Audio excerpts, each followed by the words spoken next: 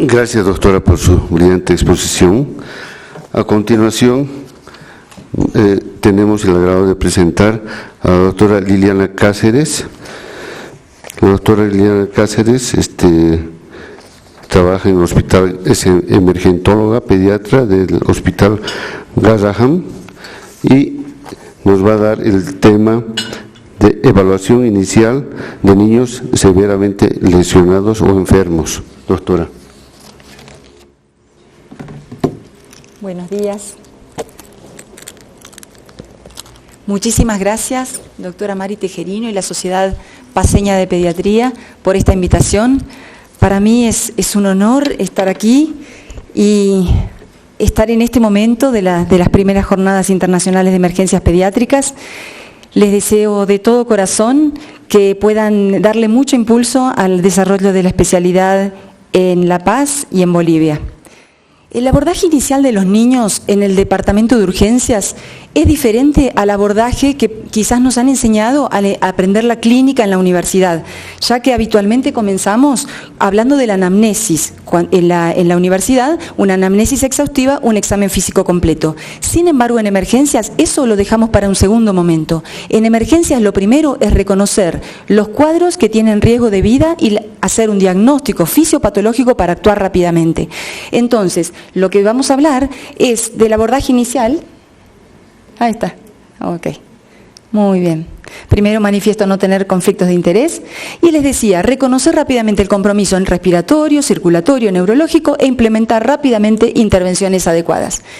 La evaluación inicial siempre va a tener este camino. Evaluación, identificación de los problemas, tanto del tipo y la severidad del problema, y luego la intervención. Pero en realidad es un círculo que se repite, ya que a lo largo del trabajo con el paciente vamos a seguir haciendo evaluación, identificación e intervención. Estos son los dos componentes de la anamnesis. Sí, esto es la primera parte, que sería la evaluación inicial, y luego la evaluación secundaria, la que tradicionalmente hemos aprendido, pero que tenemos que dejar para un segundo momento, y que tiene la anamnesis y el examen físico completo. Yo me voy a referir ahora a la evaluación inicial. El objetivo de la segunda evaluación es el diagnóstico clínico y la toma de decisiones, luego de tomar las conductas iniciales. Vamos entonces a la evaluación inicial. A su vez, la evaluación inicial tiene dos pasos. El primer paso, que es mirar y escuchar, es mientras me voy acercando al paciente, mientras la mamá me dice el motivo de consulta, ya estoy viendo algunos elementos que son de orden visual y auditivo, que son elementos que un pediatra de experiencia integra naturalmente e intuitivamente en un primer momento, pero que están desagregados en este triángulo que vamos a analizar y que fue planteado hace más de 20 años por un pediatra de Estados Unidos que se enseñó por muchos años en el curso de APLS, que es un curso de emergencias pediátricas, y que se implementó en el curso PALS de reanimación cardiopulmonar hace pocos años. En este momento, en todos los libros de emergencias del mundo, siempre que se plantean casos clínicos, se empieza por el triángulo de evaluación pediátrica y es un paso previo al ABCDE. Bien, entonces son los elementos que voy a mirar y escuchar antes de poner las manos sobre el paciente. Recién después viene el segundo paso, que es el conocido ABCDE: vía aérea, respiración, que viene del inglés breathing, circulación, deterioro neurológico y exposición. El triángulo de evaluación pediátrica se realiza en menos de 60 segundos. De hecho, la mayoría de las veces en menos de 30 y se puede hacer aún en menos segundos. Tiene tres elementos, siempre visuales y auditivos. El primero es el aspecto, el segundo la circulación y el tercero la respiración. Yo lo dije como primero, segundo, tercero, pero en realidad se pueden hacer en cualquier orden. Yo los voy a plantear o los voy a describir en este orden. El aspecto no se refiere solamente al nivel de conciencia, se refiere a otros elementos que estamos acostumbrados a evaluar apenas miramos un niño, como la conexión de la visual del niño, que por supuesto depende de la edad madurativa, de la interacción social y con las personas y con el entorno, o ejemplo, si manotea un juguete, si lo toma, si lo chupa, consolabilidad del llanto, lenguaje, que por supuesto también es variable a lo largo de la vida del niño, y el tono y la fuerza. Son todos elementos que los vamos mirando mientras nos aproximamos al niño. En la circulación, ¿qué podemos ver? Solo el color. El color normal es rosado y los colores que serían anormales son el color pálido, el color cianótico y el reticulado o moteado. En la respiración vamos a observar con simplicidad al aproximarnos, qué frecuencia tiene, si está dentro de lo que nos impresiona como normal, podemos tomarla en pocos segundos, y el esfuerzo, es decir, el uso de músculos accesorios, el signo de esfuerzo respiratorio. Bien, vamos a hablar ahora del aspecto en particular. Miremos este niño. ¿Está alerta? Es un niño que nos impresiona alerta, que está conectado con la persona que le está tomando la fotografía, está mirando a los ojos.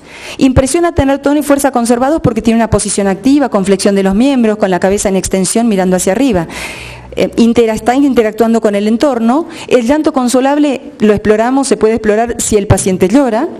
Y el lenguaje conservado lo podemos buscar interactuando con el niño y preguntándole a los padres cómo es el lenguaje, si está conservado. ¿Este niño está alerta? No sabemos. En poco tiempo podemos explorar, preguntarle a los padres o explorar eso. Si mira a los ojos, podemos alcanzarle un juguete, decirle a la mamá que lo tome en brazos. Son todos elementos que podemos hacer para completar esta evaluación rápida. El tono y la fuerza están conservados, interactúa con el entorno, el llanto es consolable, el lenguaje está conservado. Lo importante es tener en cuenta que cualquier alteración, aunque sea leve, debe ser considerada como apariencia anormal. Entonces ya catalogamos, el aspecto es anormal. Ahora, hay niños con daño neurológico secuelar que son difíciles para interpretar si es normal y normal. Hay una pregunta fácil para hacer. ¿Cómo se comporta normalmente? Son los padres o cuidadores los que nos pueden decir que perdió una pauta madurativa, que perdió el tono, que perdió el lenguaje, ¿sí? Que tiene un comportamiento diferente, que no está consolable. Entonces, como lo conocen, nos pueden decir si hay un componente anormal para que nosotros podamos catalogar ese componente del triángulo. En la circulación, lo que decíamos, el color anormal sería pálido cianótico o la piel marmórea, que también se puede describir como moteado, reticulado o cutis marmorata. Hay algunos niños, sobre todo en los primeros meses, que tienen naturalmente un reticulado. Entonces, cuando lo vemos, le preguntamos a los padres, ¿esto lo tiene habitualmente? Si los padres nos dicen que sí, lo vamos a tener en cuenta, quizás como que podría no estar alterado, pero si los padres nos dicen, no, nunca tiene este reticulado y ahora lo tiene, le vamos a dar mucho valor. En la respiración, ¿qué nos vamos a fijar?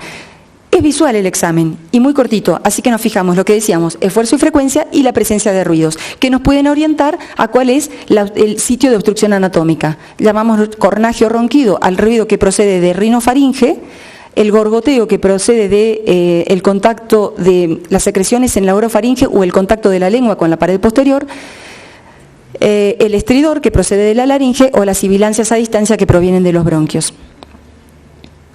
La respiración, si está alterada, si tenemos dos componentes normales de aspecto y circulación y la respiración está alterada con aumento de frecuencia y esfuerzo, el triángulo nos da un diagnóstico presuntivo, que es el niño tiene dificultad respiratoria. Ahora bien, el niño podría tener disminución de la frecuencia y esfuerzo y acá tenemos que ser muy sutiles con la semiología, porque el niño con esfuerzo lo reconoce el vigilante de la entrada del hospital, el chofer del taxi que lo trajo, la secretaria de emergencias. Pero el niño con depresión respiratoria, desgraciadamente, a nosotros nos puede pasar inadvertido. Entonces, lo que tenemos que hacer mi primer contacto es fijarnos si tiene una expansión torácica adecuada y la frecuencia está dentro del rango para la edad. Entonces, el triángulo nos diría, este niño tiene depresión respiratoria, que generalmente se acompaña de otras alteraciones.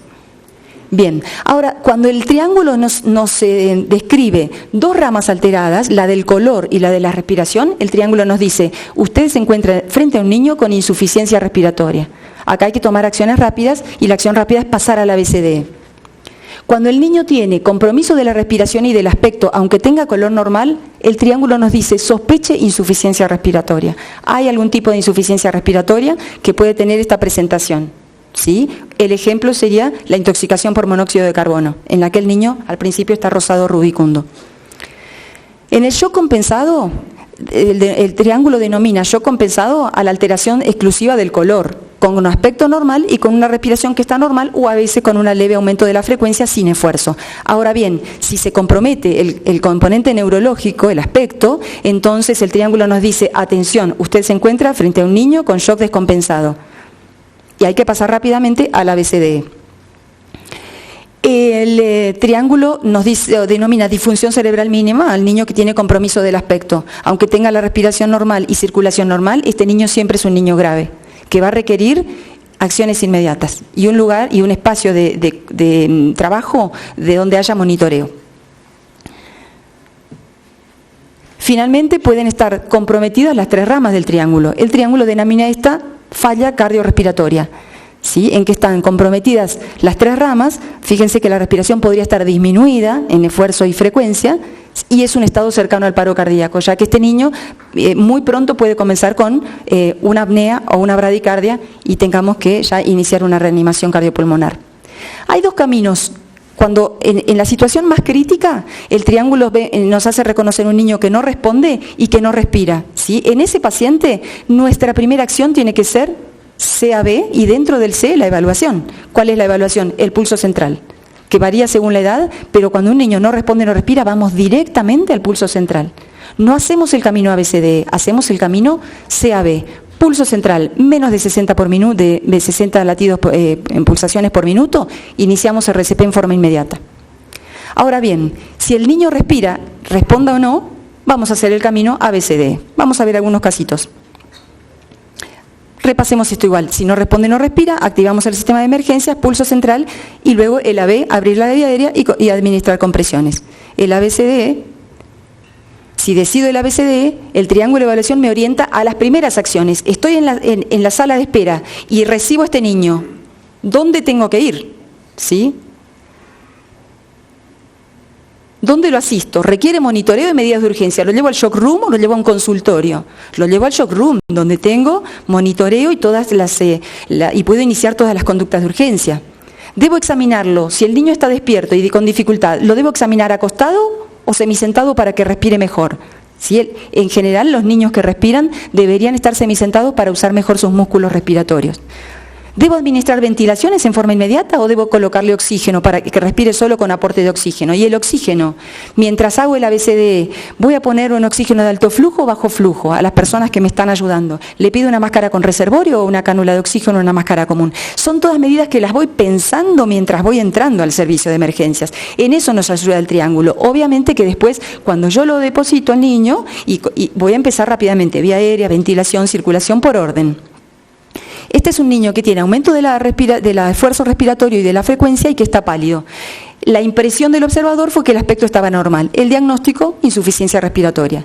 Esta es una niña que no se despierta, la mamá la trae porque no se despierta, no llora y está hipotónica. El aspecto está anormal. La respiración está disminuida en esfuerzo. La niña respira con respiración muy superficial y el color está rosado. Esta niña, que podría pasar por una niña que puede esperar en la sala de espera, es una niña crítica. Una niña con insuficiencia respiratoria según el triángulo en que tengo que pasar muy rápidamente a las conductas de urgencia. Este niño cuesta despertarlo según la mamá, tiene un llanto débil intermitente y está hipertónico. Respira normalmente, pero está pálido. El triángulo me dice, usted puede encontrarse frente a un niño con un shock descompensado. Es probable que tenga esto, un shock descompensado. A veces pasa que a lo largo del ABCDE encontramos otros diagnósticos, pero el triángulo me orienta a las primeras medidas. Vamos al segundo paso, que es más conocido, el ABCDE. En el A, ¿qué es lo primero que tengo que tener en cuenta? Lograr la permeabilidad de la vía aérea y mantenerla. Entonces, la primera maniobra, la maniobra de frente-mentón, que al alejar la lengua de la parte posterior de la faringe, permite abrir la vía aérea. La maniobra frente-mentón.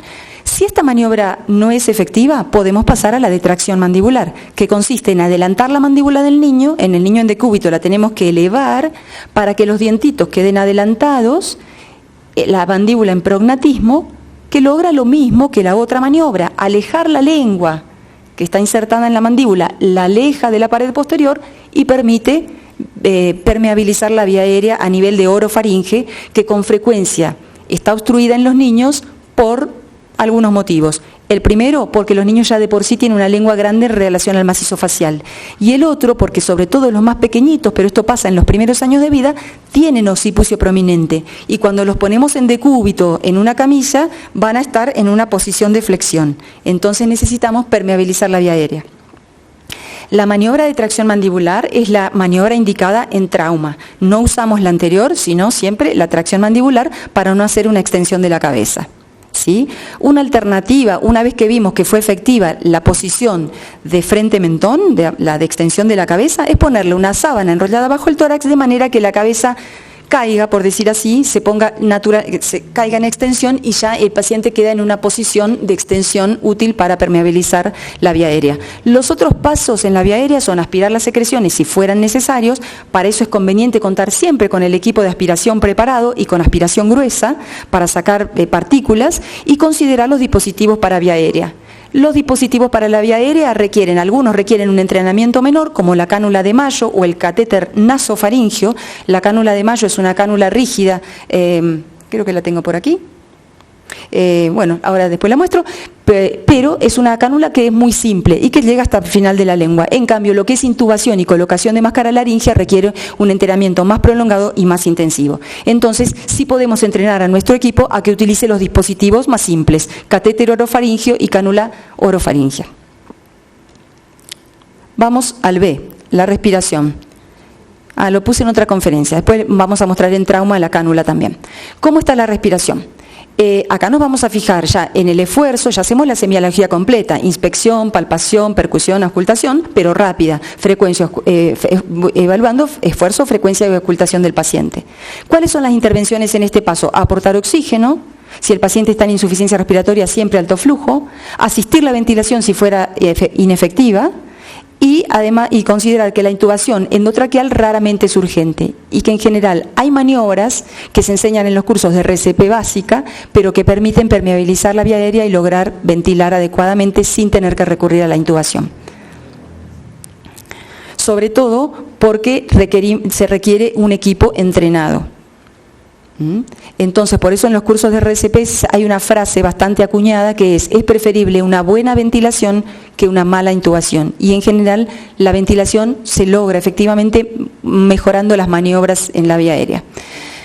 Bien, con respecto a la mecánica respiratoria, algunos signos de alarma que podemos encontrar en este paso son la presencia de cabeceo, aleteo nasal y quejido, que hablan de un esfuerzo respiratorio máximo, la respiración superficial, que es inefectiva y que generalmente requiere apoyo de ventilación asistida, las pausas respiratorias, que nos hablan de agotamiento muscular y que son la antesala del paro respiratorio, y la respiración en balancín, que es cuando el diafragma se eleva y el tórax baja, luego el diafragma baja y el tórax se eleva. A no trabajar en sincronía, el volumen corriente que mueve el paciente y el volumen minuto respiratorio no es efectivo, y entonces estos pacientes requieren ventilación asistida. En el paso C, ¿cómo está la circulación? Este no es un niño que está en paro cardíaco, si dijimos que estamos haciendo el camino ABCDE. Por lo tanto, en la circulación vamos a tener en cuenta la frecuencia cardíaca, la tensión arterial y la perfusión. ¿Cuáles son los órganos que están visibles para evaluar la perfusión? Obviamente la piel, que es el órgano que vemos naturalmente en un paciente. El cerebro, podemos evaluar la perfusión cerebral, y la perfusión renal tenemos que tratar de iniciar rápidamente la evaluación de esta perfusión colocando una bolsa colectora o, si es necesario, una sonda vesical para poder evaluar la perfusión renal. Cuando diagnosticamos shock, la frecuencia cardíaca es un signo inespecífico pero temprano. ¿Qué tiene de bueno? Que sea temprano. Desgraciadamente, por ser inespecífico, vemos pacientes taquicárdicos y decimos, no, pero está taquicárdico porque está llorando. Está taquicárdico porque tiene fiebre, está taquicárdico porque está hipóxico, está taquicárdico porque este niño, tengo un hemograma que tiene anemia, está taquicárdico porque tiene dolor. Y desgraciadamente subestimamos el valor de la frecuencia cardíaca por ser inespecífico, porque lo producen muchas otras causas. No tenemos que subestimarla, tenemos siempre que considerar la posibilidad de que sea parte de la presentación del shock, porque es un signo temprano que es muy útil porque es un signo compensatorio dentro del shock, ¿verdad? Bien, la tensión arterial es diagnóstica de shock descompensado en el niño y es específica y tardía. Cuando la tiene, el niño con seguridad está en shock. Cuando el niño está hipotenso, está en shock, pero es un shock avanzado, es un shock descompensado. La hipotensión es tardía, por lo tanto, no tenemos que esperar ver un niño hipotenso para diagnosticar shock. Hay otro elemento que son los pulsos y la perfusión de la piel. La perfusión de la piel es un signo a la vez específico y temprano. Por eso tenemos que ser estar muy atentos a evaluar la calidad de los pulsos periféricos, el relleno capilar, que es normal hasta 2 segundos, 3 segundos ya es patológico, y la temperatura de las extremidades. Esos 3 elementos propios de la perfusión de la piel son específicos de shock y son tempranos. Junto con la frecuencia cardíaca me van a poder ayudar a evaluar los componentes más tempranos del shock. Incluso el componente de perfusión cerebral se altera tardíamente en el shock. Por lo tanto, no tenemos cuando un niño tiene un componente ya de compromiso de la conciencia en el shock, generalmente es un shock hipotensivo descompensado. Acá están los elementos que hemos mencionado. Una pacientita en shock. ¿Cuáles son las intervenciones inmediatas? El ABCDE me orienta. Primero voy a alinear la cabeza y colocarla en extensión. Voy a observar su respiración para ver si requiere ventilación asistida o respira sola. Si la respiración no es adecuada en frecuencia y expansión, voy a darle ventilación asistida con oxígeno 100%. Voy a colocar rápidamente, si el shock es descompensado, una vía intraósea que se logra colocar en menos de 1 minuto, y voy a iniciar rápidamente las expansiones de la volemia. Luego de las expansiones, de cada expansión vamos a reevaluar y vamos a considerar, si no responde a fluidos, la administración de inotrópicos y vasopresores. La evaluación neurológica rápida consiste en el ABDN, o sea, evaluar si el paciente está alerta, si responde a la voz, si responde al dolor o si no responde. El otro elemento es la escala de Glasgow. Hay una escala de Glasgow propia de pediatría que está validada y que tendríamos que tenerla disponible. Lo mejor es tener un afiche en el servicio de emergencias, porque probablemente por las diferencias que tiene con el adulto sea más difícil de recordar. Entonces tenemos que tener en cuenta que debemos recurrir a la escala de Glasgow pediátrica, evaluar las pupilas y la movilidad de los miembros como parte del examen rápido. Finalmente, el E del ABCDE es la inflexión completa de la piel, obtener el peso que puede basarse en la talla con una cinta, podemos utilizar cinta para calcular el peso. Tenemos que considerar siempre en la exposición el pudor del niño, o sea, si el niño está despierto, comunicárselo, no descubrirlo totalmente, sino descubrirlo por partes, avisarle, incluso en los niños más grandecitos, que ellos se saquen la ropa y no sacársela, que no que se la saque el operador. Todo este tema de la interacción y el respeto por la condición del niño, y evitar la pérdida de calor en esta instancia. Antes de pasar la evaluación secundaria, en este momento ya tendríamos que tomar otras conductas más. Evaluación del dolor y provisión de analgesia. Prescripción de antitérmicos, broncodilatadores, etcétera, según la clínica que hemos encontrado en el examen. Prueba de tolerancia de solución de OMS en los niños que pensamos que pueden tolerar y están deshidratados. Inmovilización de fracturas con férulas o cabestrillos. Primeros auxilios de quemaduras leves y medidas básicas de manejo de heridas simples, como colocar vendajes limpios. Esto antes de pasar o mientras ya estoy, si hay un equipo más grande, mientras estoy trabajando con la anamnesis examen físico, parte del equipo ya empieza a hacer esto, a tomar estos pasos. Bien, esto es todo. No sé si hay alguna pregunta. Bueno, muchas gracias.